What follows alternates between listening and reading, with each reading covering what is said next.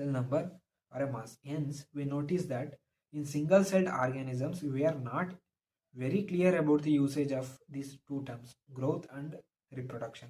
Further, there are many organisms which do not reproduce. Mules, sterile worker bees, infertile human couples, etc.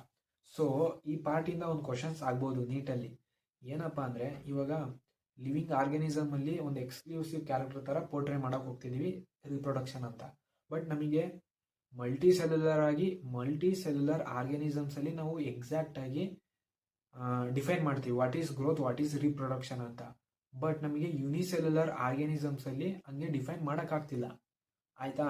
But ಇವಾಗ multi cellular ಅಥವಾ ದೊಡ್ಡ ದೊಡ್ಡ organisms ಅಲ್ಲೇ ಮ್ಯೂಲ್ಸ್ ಅಂದರೆ ಎರಡು ಕುದುರೆನೋ ಮತ್ತು ಡಾಂಕಿನೋ ಏನೋ ಸಮಥಿಂಗ್ ಅದನ್ನ ಕ್ರಾಸ್ ಮಾಡಿದಾಗ ಒಂದು ಮ್ಯೂಲ್ ಅಂತ ಬರುತ್ತೆ.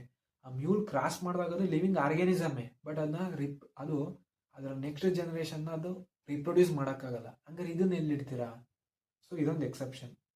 ಈಗ ನೇಚರಲ್ಲಿ ನಾವು ಜೇನುಗಳು ಬೀಸ್ನ ನೋಡ್ಬೋದು. ಅಲ್ಲಿ ವರ್ಕರ್ ಬೀಸ್ ಇರ್ತವೆ, ಅವು ಸ್ಟೆರೈಲ್, ಅಂದರೆ ಅವಕ್ಕೆ ತಮ್ಮ ನೆಕ್ಸ್ಟ್ ಜನರೇಷನ್ನ ರಿಪ್ರೊಡ್ಯೂಸ್ ಮಾಡೋ ಅಂತ ಎಬಿಲಿಟಿ ಇರಲ್ಲ. ಹಂಗಾರೆ ಇವನ್ನೆಲ್ಲ ನಾವು ಎಲ್ಲಿಡ್ತೀವಿ? ನಾನ್ ಲಿವಿಂಗ್ ಅಂತ ಕರೆಯೋಕ್ಕಾಗುತ್ತಾ? ನೋ. ಅದು ರಿಪ್ರೊಡ್ಯೂಸ್ ಮಾಡಿಲ್ಲ ಅಂದ ತಕ್ಷಣ ನಾವು ಅದನ್ನ ನಾನ್ ಲಿವಿಂಗ್ ಥಿಂಗ್ ಅಂತ ಕರೆಯೋಕ್ಕಾಗಲ್ಲ.